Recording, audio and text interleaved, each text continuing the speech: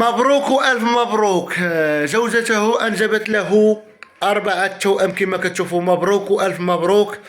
وبصراحة اللي ما مجوجش الله يزوجو، اللي ما عندوش وليدات الله يعطيهم ليه. وتحية لكم من عند أمين الفلاحي.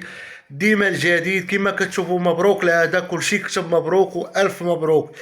لأن أخوتي الله هو اللي تيرزق، كيرزقك بمولود. لا ما عطاكش الله مولود قول الحمد لله، فيه كلشي فيه خير.